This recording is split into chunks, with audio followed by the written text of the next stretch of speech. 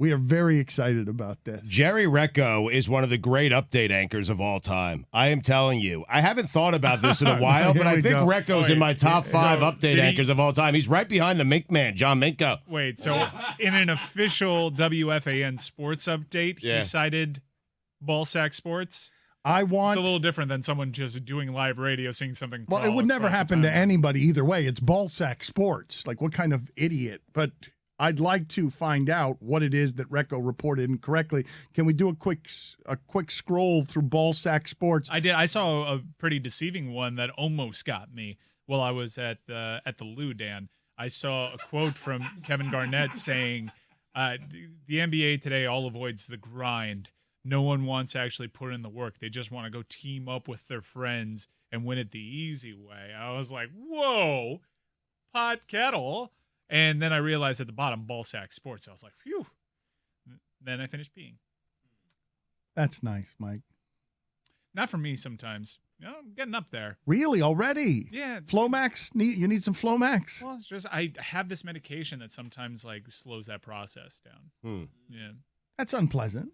It is, but it's so when I use that medication, I dry out like I'm a ring towel.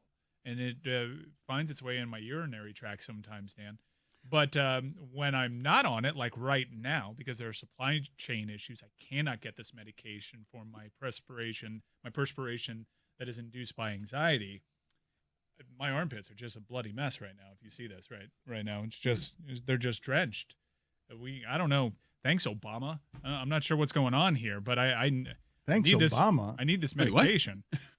I do have the latest from Ballsack Sports if you'd like to go to it. Black History Month, man. There is an infographic that Ballsack Sports put up. It says here, former Cavs coach David Blatt says LeBron wouldn't stand out in Europe.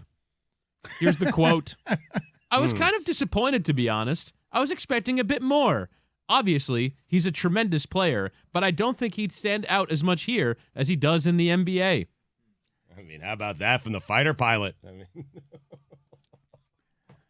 They're almost believable enough, right? They're choosing personalities that you could see yourself, maybe, if it weren't Ballsack Sports, falling for something like the idea of Josh Smith saying LeBron would have never succeeded in my era, because Josh Smith is the perfect choice to say that, even though he played in the LeBron James era. I don't think there's another player you could choose, and I don't think you could choose another coach that would say those words, and you'd be like, did David Blatt say that? Because... Oh, guys, the first take imaging is coming on the screens. We got to stop everything. What do you mean? No, hold on a second. No, let's regroup. Let's build up to it. Hold on, let's get in position.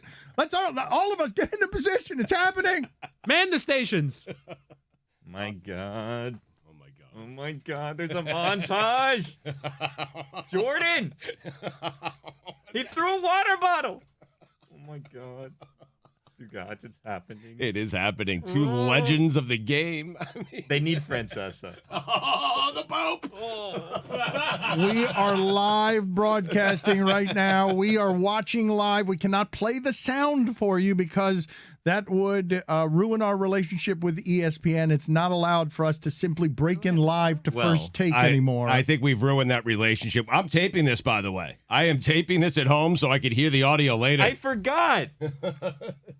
Billy forgot to tape at home. I'm handling it. I can do it. Yeah, I can do it on my phone now. You can? I love that you called it taping it. It's great. I picture you going to a VCR. I did. I set the timer. So while we can't actually play sound from this broadcast on First Take, we do have a reporter on site in our kitchen watching it live to be able to detail every blow-by-blow. We're going to go to our professional reporter to give us a breakdown. But, Billy, so far, what have you seen before? My phone is frozen. Oh, no. Oh, he just threw it against the wall. He's furious. Yes, he's missing out. This is terrible. When you meant to, he wanted to get this to be able to enjoy every minute of it. It was such a great open. I didn't hear a word, but they were flashing back to some of Doggy's greatest hits with Mike and the Mad Dog WFAN, and it was glorious. I saw Mike and the Mad Dog Dog. Mike was laughing. Francesa was laughing, and Mad Dog was yapping. It was the glory days. They invented basically sports radio. The video looked like it was shot on a toaster. It was really something special. It was. It was grainy. It looked like it was a million years ago. And all Francesa was doing was laughing, as I'm sure Mad Dog was talking about Havlicek and unreasonably passionate about it. I'm so jealous of Chris Whittingham's assignment right now because he actually gets to watch this thing. He Billy, also probably hates it the most out of all of us. Let's go out to Chris Whittingham in the kitchen, reporting live with the sound down. Chris Whittingham, please give us an appraisal. We will come back to you throughout this hour to get appraisals. Give us appraisal of what's happened so far. Thanks, Dan. I'm currently touching my finger to an earpiece that's not plugged into anything, so I can really hear what's going on First Take right now. Christopher Mad Dog Russo making his debut. I heard the opening montage that you speak of. It was a lot of shouting. It was a lot of peeking on audio. And most importantly, I heard the phrase, the 62 Packers! Which, of course, that would feature in a Christopher Mad Dog Russo montage. Back to you in the studio. Okay, we will break into coverage whenever it's warranted. Please pipe in from the other room. We will try to do a normal sports podcast show live as a historic moment in television is birthed. ESPN changes the form, again, ever expanding and inventive by bringing back mid-60s sports yapper Chris Mad Dog Russo to yell at Stephen A. The first topic is already up, Dan. It says, can Sixers rely on James Harden in deep playoff run? Oh, wow. I mean, Mad Dog is tired of Harden. He's tired of everyone. I mean, this is exciting. He told us last week that he was tired of everyone, which I feel like is where the sports commentator arrives at the very end of his dinosaur crawl. Dan, Christopher Mad Dog Russo has just made a point. He is just desperate for James Harden to make a single big play in a big game, Dan. A conference final, an NBA final. Can you make one big play? Did he say a big spot or a big game? Big spot or a big game? I think, you know what, Stugotz? On second thought, he did say big spot.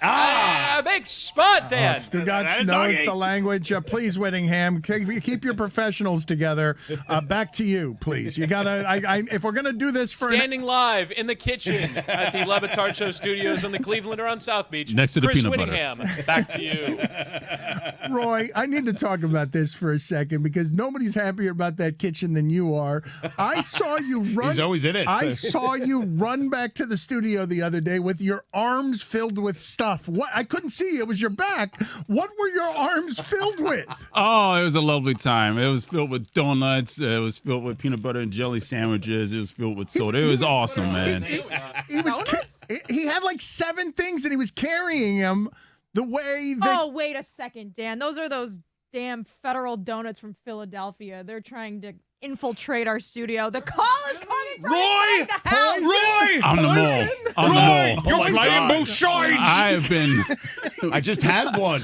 Roy, you can't eat the poison food from Philadelphia no matter how free and delicious it is. I was bribed. I'm sorry.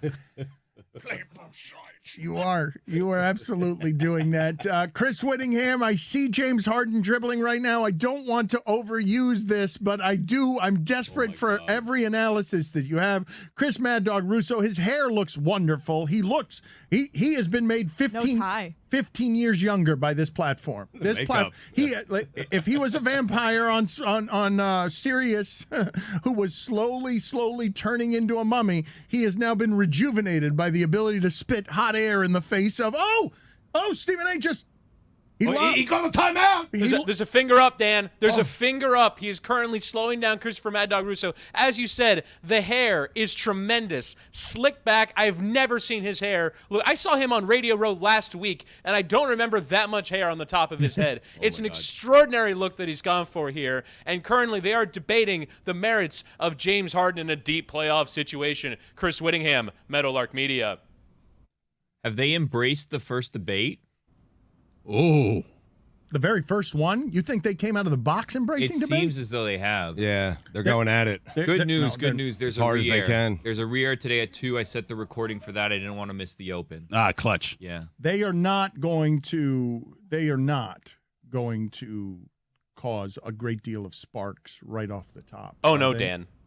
I just heard the phrase, I agree. What? That's not what no. this is supposed to be about. We have not gotten off to the best of starts here. They're going to have to rebound. Chris Whittingham, Meadowlark Media. Who said it? No. Christopher Mad Dog Russo said, I agree. That's a terrible job by Doggy. No, Doggy, showing his age. Chris Whittingham, Meadowlark Media. Moo. Come on, Ruth. I agree. He's kissing the Ridiculous. ring. He's kissing the ring because it's given him 15 years of life. Russo's got those eyebrows that my dad had that one time, and I knew something was going on. Put it on the poll at LeBatard Show, please, Billy. Does Russo have those eyebrows that remind you of your dad when you knew what he had going on? He is not yelling yet. No, he is What's yelling. he yelling about? Let's go back to Stephen A. Stephen A. dismissive. is dismissive. Chris Whittingham, what just happened? Oh, God, we just had an eye roll, Dan. We just had an eye roll from Christopher Mad Dog Russo. He said that James Harden left Houston and had to be a jerk to do it. Jerk, the exact word that he used. Does that not scare you? Christopher Mad Dog Russo posed, but Stephen A. Smith very adroitly batted that one away. Chris Whittingham, Meadowlark Media. Chris, I do think that Stephen A. Smith spent 6 minutes yesterday ripping Ben Simmons up and down, which he's a Philadelphia Inquirer columnist. He identifies with Philadelphia as much as New York because he came up through Philadelphia, and he is really mad at Ben Simmons. And when we get to the Ben Simmons part of this, I think you're going to get maximum Stephen A. Do we want to overanalyze Molly's positioning here? Woody, I know you're on the scene in the kitchen watching on TV, but Molly seems to be further away from Mad Dog Russo than other analysts when they occupy that chair. What do you make of this? Well, it's an interesting positioning of the three of them on set. I have to be honest, guys. I haven't seen Molly in about 6 minutes. So I can't really verify. That means they're onto something She good. keeps getting closer. Look, they just she gets closer and closer to Stephen all A. over. Yeah, she is indeed much closer to Stephen A. She is. He's flailing. It's a the bizarre spit. positioning. I think, maybe have to get out of the splash zone. It's a difficult scene when you're only with Christopher Mad Dog Russo for the first time. So I would imagine that she is moving out of the air, out of the way of the hot air. Chris Whittingham, Meadowlark Media. Russo is absolutely leaning on the table the way that your boss would if he put his fists on a table to intimidate you. He has got like his forearms on the table and he is leaning in, and Molly and Stephen A. are both backing off. They're both, because he is leaned in, his jacket is crumpled up in the back because he's insane. Here he goes. He's so mad right now. Oh, no. Oh, yes, here it is. Sparks are flying right now. It's still, can the Sixers rely on James Harden in deep playoff run?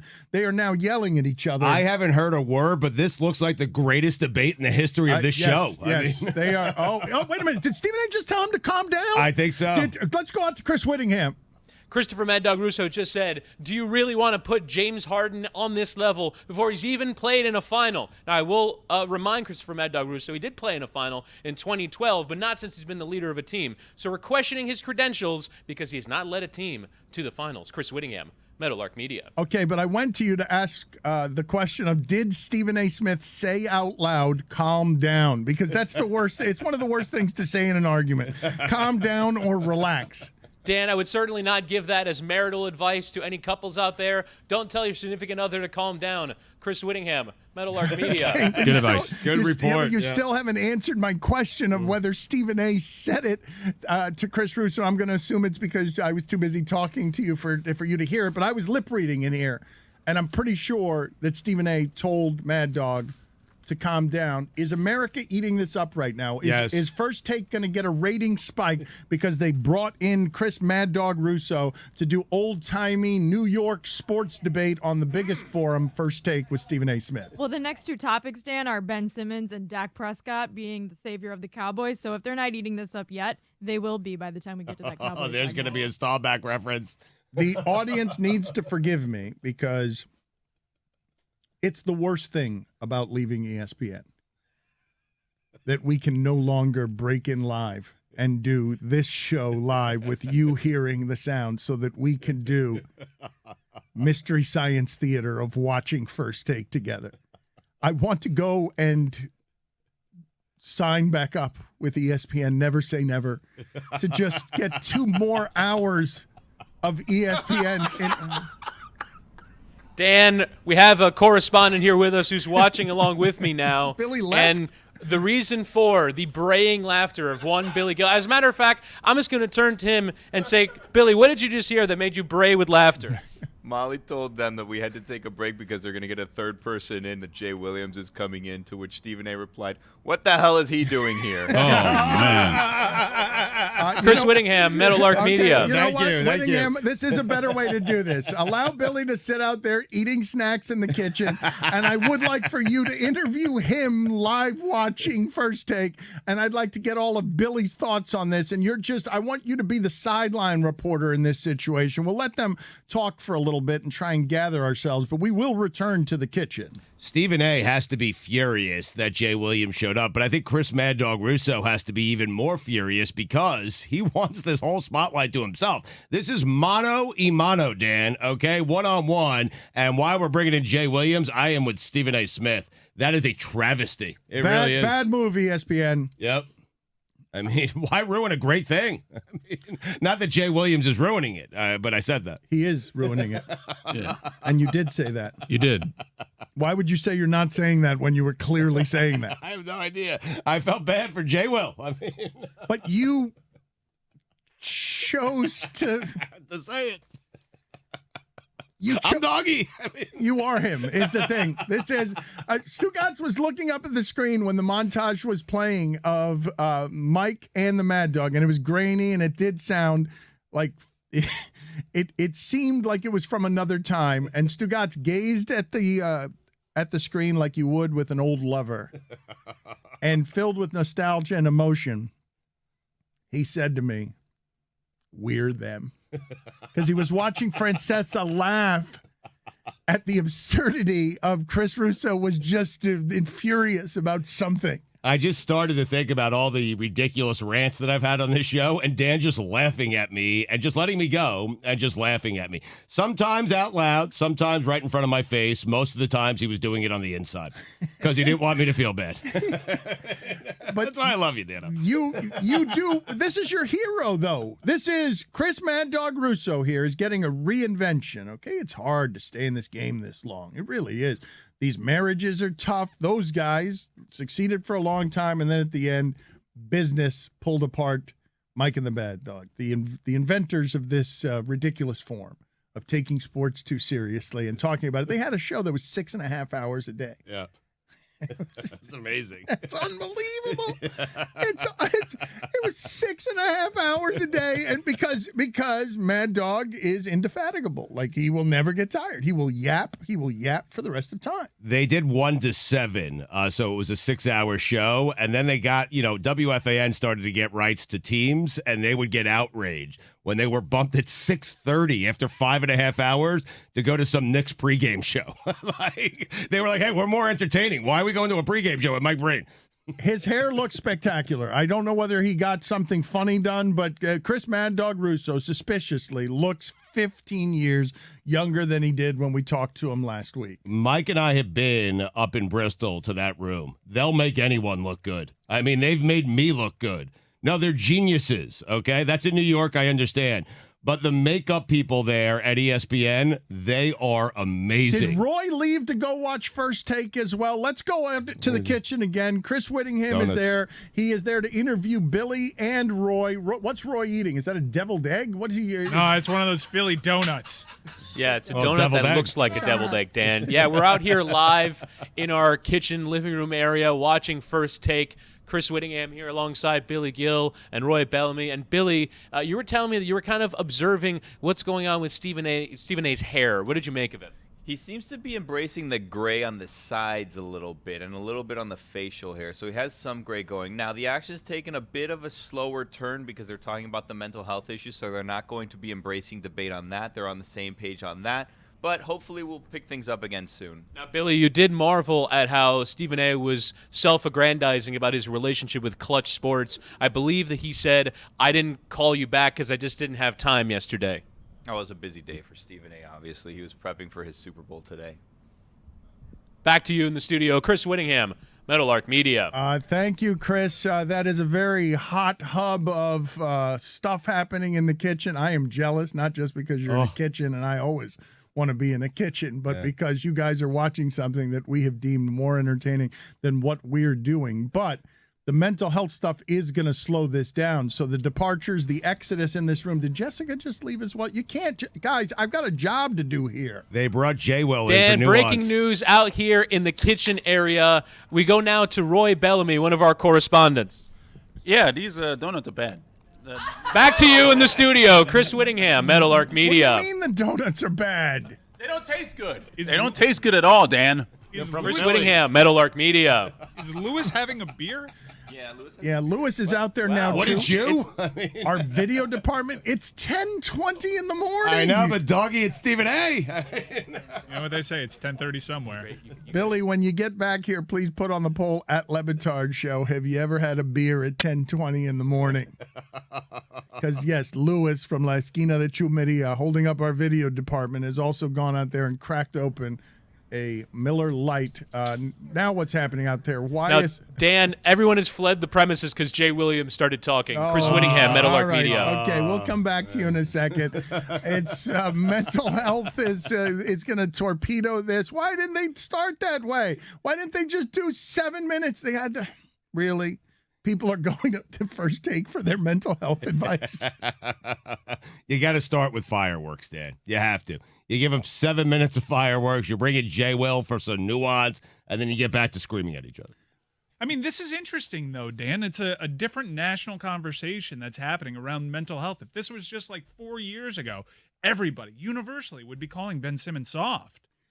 But Stephen A. is still sort of doing that, and the cruelty of the debate shows don't help any of this. But it's almost as if now they have the governors to be like, we can't be our cruel selves from 4 years ago. What do you think, Jake? What was the tipping point? Was it this Olympics?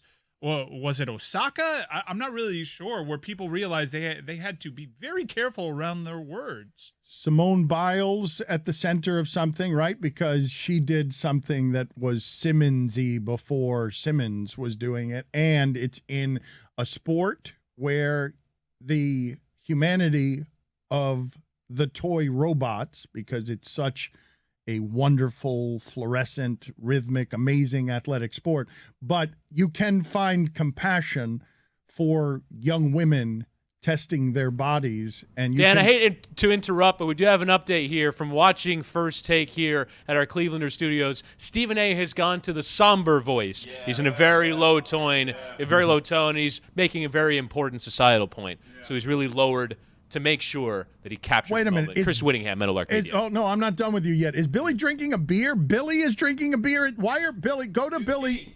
Ask Billy why he's drinking a beer. So are all of you? What, is Stugotz out there?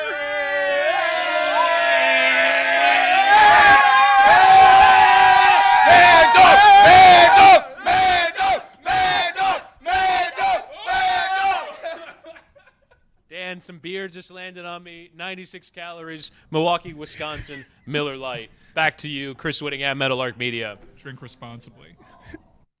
We will come back with more live coverage from a beer-soaked kitchen where Roy is eating bad poisoned donuts.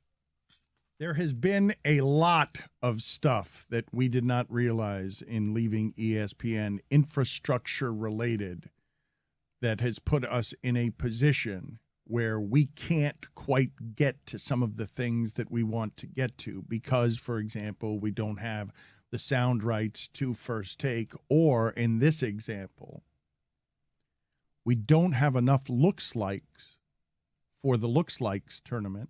Ooh. Because Tim Kirchin hasn't been on with us, and we need the help of the audience, which we has recruited over the years, callers, texters, to be creative competitively. We need you guys over the next year. Mike Ryan just described the tournament as being on life support because we haven't been soliciting these over the last year. We've been doing other things. Right. And if, there's a certain expectation for this tournament, it's very high. It's one of the most popular things we do every year because very few of the jokes don't land. We have set the bar very, very high. Mike is in a worried place, a place you and I have never seen him as we approach March here. So, Mike, what is it that you need? Like, just explain exactly what the audience needs to do. It's got a hashtag. You got to put a hashtag on it and get the audience to put some of these in a place. I saw Adam McKay. He's been bombarding me for 3 years. He writes, looks like he's never gotten into the tournament. Really? He's a professional joke writer. He's one of the best. He's never gotten. He's dying to get one in the tournament. He's never gotten one in the tournament. They don't just give those away, Adam. So we've been absent our weekly Tim Kirkchin hits, and that routine would always mean people would hit up at LeBatard Show on Twitter with so-and-so looks like. If you want to use that hashtag looks like, that would be very helpful, or just tweet at us, and we can search that way too. Tweet at LeBatard Show, but I am happy to announce that Tim Kirkchin is joining us tomorrow. So we need to drum up some of these looks like submissions for his appearance tomorrow, and hopefully we have so many that we can begin filling up this tournament because, guys, we've got like 30 teams right now. Max. So we're halfway there? No, we need 100 because we do the NIT too. So. Oh, that's right. Well, we might have to not do the NIT this year. May have to scrap it. Supply chain issues. Wow, really? May have to. Like wood and glass. How are you feeling, Billy, as one of the chief collectors of this stuff? How are you feeling about the crop right now? Because we're telling the audience, this has always been a conceit that has been carried by the audience. We have long maintained that the producers of this show get a great deal of help from an audience that has been trained to be competitive, whether it's through song or through writing things for us. I'm telling you that it's hard to get into this tournament. And each one of these jokes over the years, and we've been 100 strong over the years. The NIT is usually loaded. We do not have enough, Billy. How are you feeling? Are you scared? You're always scared, but Well, I mean, to be honest with you, there's 1,000 new people here. I was hoping to just dump it off on someone. okay, well, Have them figure well, it we're out. trying He to doesn't do seem that. scared, We're Dan. trying to do Yeah. that now with the audience. Is what we're trying to do, Yep. and I'm not joking. Doesn't seem scared once it ceases being his problem. Wait, that's pretty much how we handle things here at Metal Arc. Like No one else seems scared for me in the past. So Well, you've done a very good job at it. You're very meticulous about it. You've gone you go through thousands of entries, and I'm not joking when I tell you McKay will bombard me with these. He's probably had 60 or 70 over the years that he's written. Well, and, he should be funnier.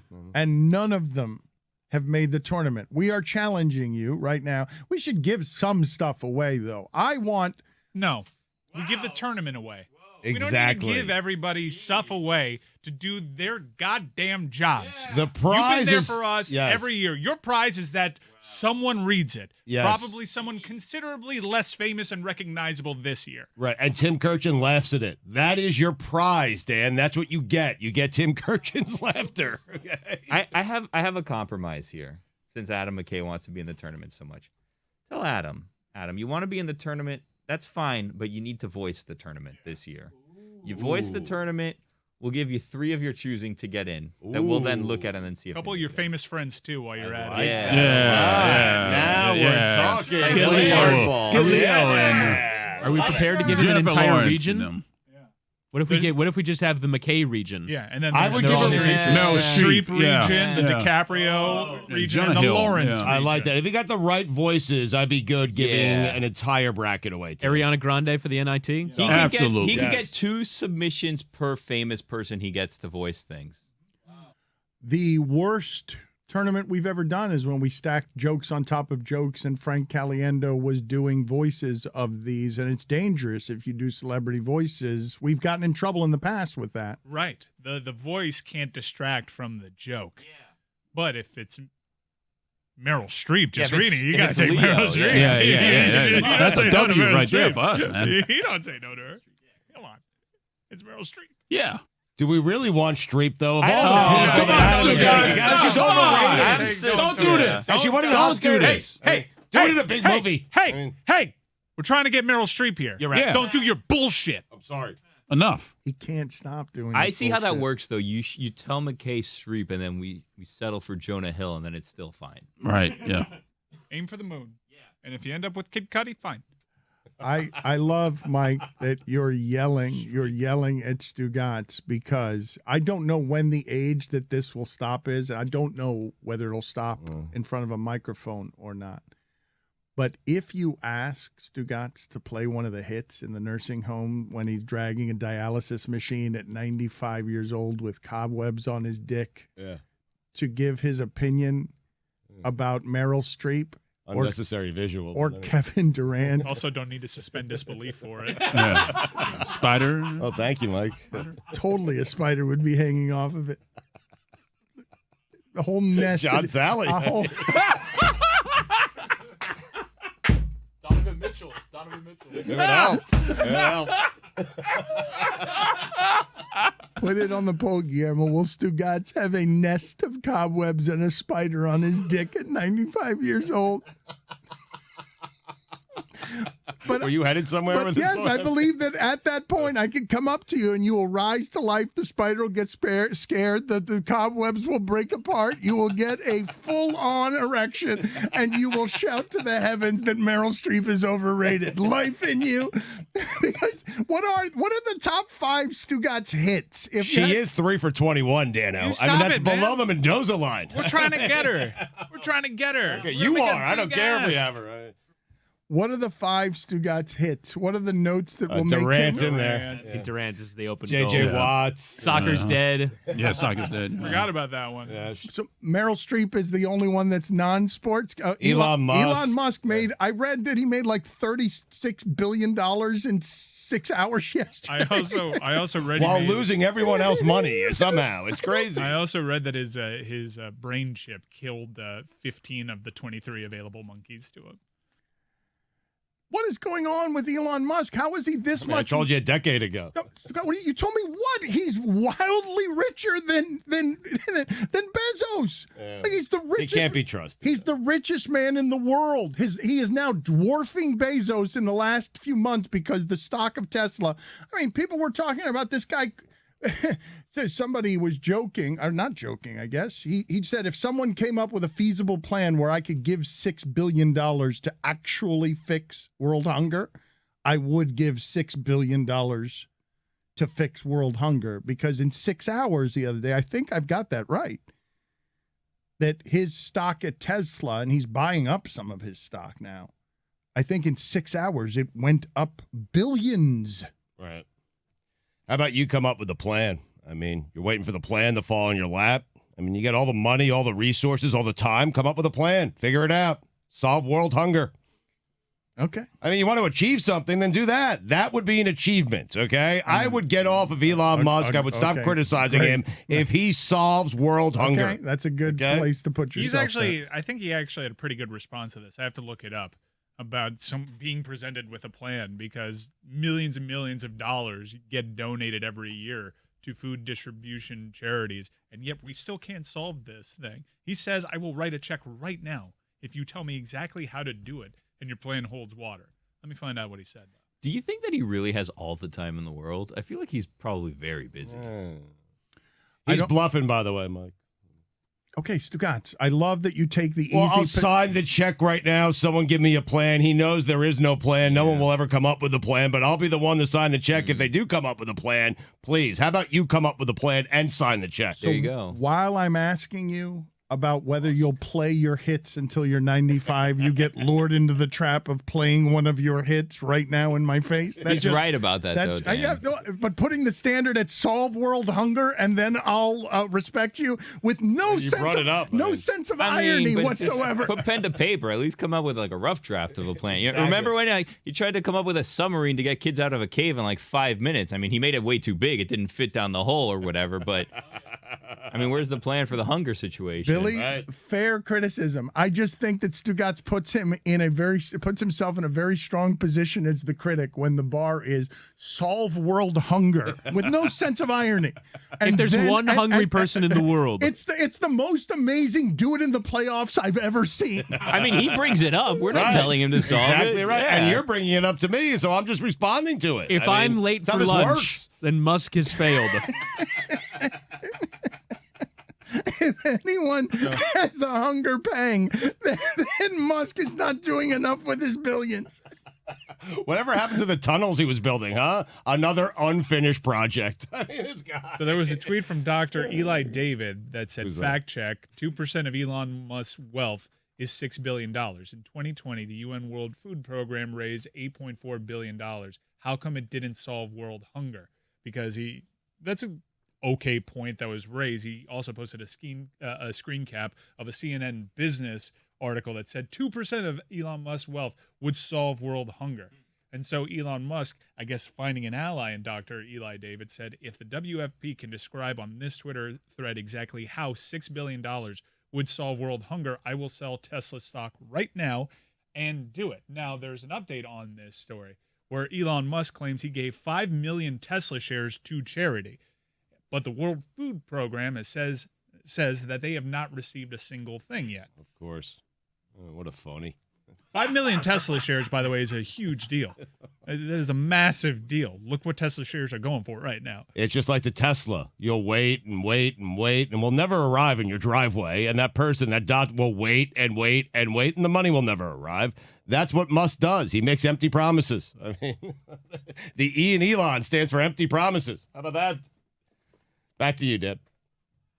Stugotz, I want to clean up something from earlier because I've been reading a lot of the reporting from a lot of sources on the Simmons and Harden stuff, and it was just an anonymous quote in a lot of the reporting about Harden, right, that said that he was very passive-aggressive in whatever the relationship is with Kevin Durant. I love the inter-office dynamics of a workplace and wondering how Draymond Green and Kevin Durant settle workplace issues when they're in charge, when Steve Kerr and Lacob and everyone else isn't really in charge. They're the workplace handlers. Some people are confrontational, good with conflict. Some people are in their feelings. But when you give these young guys this kind of power to oversee some things, they may know basketball, but they don't necessarily know the business of basketball, of roster construction. When the reporting is that Harden was passive-aggressive over however much time he was in Brooklyn, and you find yourself with 16 months or whatever it is, and today Harden is being accused by Tracy McGrady on television. It's not something you see very often, Stugotz, where the joke from Charles Barkley and Kevin Durant, people who do this and know how hard it is to do, to simply accuse him of, yeah, you weren't injured in Brooklyn. You were faking it at the end, doing the same thing you did in Houston, where you just sort of fatted your way out of, or you strip clubbed your way out of Houston. When you get Tracy McGrady putting his voice on, I respect you so little as a professional that I think you were faking, and he says it on television, are we going to normalize that? Like, that's going to be a thing where we're just going to shrug and say, it's just Tracy McGrady saying something on television? Or is it going to be like a real large smear on someone's professionalism that a peer who's just as good as you were would say, you're a faker, you were stealing, you're a thief? Right. Well, we don't know if certainly it's not a good look. We don't know if he was indeed faking. He has pulled himself out of the All-Star game. He's not playing in the All-Star game. I'm not saying that he's totally healthy. I'm not saying that he's not. I'm saying that no one knows except for James Harden, Dan. But I think he got to Brooklyn and he thought, hey, this is better than Houston, because at that point, anything's better than Houston. And then when he really dug in and saw what was going on there, he wanted out. But I'm not going to be honest with you. I don't blame him. I don't think it's a bad stain for James Harden. Even if he was faking. Even if he was faking. Not if that's what you have to do to get yourself out of a bad situation, then you do it to get yourself out of a bad situation. What's the difference with what Kyrie Irving's doing? Is he not being selfish? Is Kyrie being a team guy? He's missing half the games because he refuses to believe science. Is that team guy? So where are you okay? Like, how far do I have to push out someone's unprofessionalism before you object? Because you just endorsed faking it to get out of a place. You just endorsed lying to your employer about your health status that you'd be okay with. So where do I have... You took a lot of sides.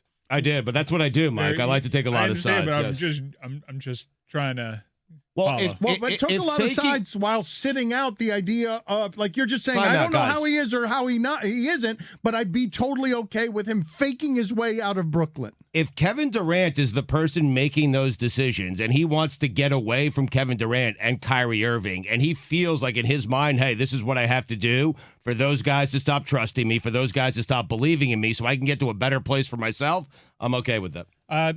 There's a couple of different things I want to chew on here. I think Philadelphia was always his top candidate to go get traded to, and Brooklyn just had the more appealing package. He always wanted to go to Philadelphia. So while I hear you, well, Brooklyn's at least better than Houston. I don't think he looks at it that way. It's like, well, Brooklyn's also not Philadelphia, and that's where I wanted to go, and that probably played a part here. Now, I do think that there are degrees to his injury, because I do think it's very clear that he's been bothered by a nagging hamstring injury dating back to last season. It's whether or not you could go. And Tracy McGrady and Charles Barkley and many people are looking at the situation, well, like, but you can go, right? You can go. 85% of James Harden is still better than most players who have ever stepped onto that court. If it were the playoffs, you would go. Right. Stugotz, is there any particular reason that you've dragged Kevin Durant all over the place when he made a choice to go where he went, the way that he went to do it in free agency, but you're okay with James Harden faking his way out of Brooklyn? You don't have to have consistency about these things. It can be just about who you like and who you don't like. But when I ask you, how far do I have to push out the mess with Harden before you raise a finger and are like, man, that's a bridge too far? Like, that's if nightclubbing your way out of Houston and getting fat with the unprofessionalism and sulking your way very quickly through Brooklyn, and then let's just say Tracy McGrady's right, faking it at the end, like, okay, let's say that doesn't work. Then where will you put your objection to the lack of professionalism that gets you out? Like pulling out your penis and pissing on the court? Like, that's unacceptable, Dan. Is it? That's where I draw the line. Yes. I mean, because faking work and lying to your employer is like a pretty serious breach for you to just like, I mean, one's a sex crime. You're assuming that he's faking. Wait a minute. Well, what happened there? It's exposing yourself in public. Yeah. You Children can't do in it. the stands. Yeah. Very much illegal. You're a registered You sex shouldn't do offender. that. I Okay, mean, you if asked me where I draw the line. That's That happens to Charlie Day in Horrible Bosses, right? Yeah, exactly. Yeah. At an illegal He illegal needed to act is pee, where and you draw the he line. went to a playground and he needed to pee, and he was a sex offender. I mean, you're acting like these are the two greatest examples of teammates in the history of sports, Kevin Durant and Kyrie Irving. but Who Stugotz- cares what Kevin Durant thinks or wants? But Stugotz, this does not follow your line of logic What do in you following mean? sports. No. Anyone can do whatever they want, whenever no. they want, to get out of the place that they don't want to be. I'm not having that as like if James Harden was on the Knicks, you'd be like, do whatever you want. James Harden got to a place he thought was great and decided, hey, you know what? I don't want to be there anymore. It's not as great as I thought it was. James Harden and Kevin Durant are two different people, okay? I hold Kevin Durant in a different regard than I do James Harden. Kevin Durant can be the number one guy in a team that wins an NBA championship. for the love of James God. Harden cannot. Come on, So Stugotz. James Even Harden though he is hasn't fishing. won one yet. He hasn't won one yet. If he stayed in Oklahoma All right, City. I'm back on track. I follow now. Thank you. Now, Okay, James it's all Harden cleared can't up. do No, it. it's now we understand. So he's got to go Now, here, don't give me- there, no, lie now there. we here. all Thank you. understand now. Thank Right. you. Thank He you. just wanted to get to Thank you Embiid. for clearing it up. Yeah. Thank you. So we lied to get there. Big deal. I know. I envy you not keeping track of anything you've Okay. believed before or said before, so that you could just continue to rip everybody. I love that There position. was this one sequence in the Matrix the entire time that was just speaking to me. Oh, he hates Kevin Durant, so it doesn't matter if none of this makes sense. Like that's just That's the tether. Anything happening after that, just start with Stugotz's analysis. I think you could do this with a lot of media members. Start and work your way out. What's the take? What's ground zero of the take? It's boiling hatred for Kevin Durant. Yep. What do I need to do to make the boiling hatred for Kevin Durant? What do I need to do to rationalize that it's okay to hate him with boiling rage? It's not hatred. I just don't respect the guy. That's all it is. But you I don't respect, hate the guy. I don't know the guy. You respect the guy who may have faked his way out of now Houston and Brooklyn, though. Hell yeah. Okay, very good. Who didn't win a championship because Trevor Ariza missed 9 threes in a Game 7 against Durant the year he won the championship. And Chris Paul does what Chris Paul always does. He didn't show up. Yep. Boom. And the winning dismount of the gymnastics of illogical Stugotzery. Ladies and gentlemen, he'll never bow out of an important performance under the pressure. He's Stugotz with the dismount of, and also Chris Paul. I hate him too.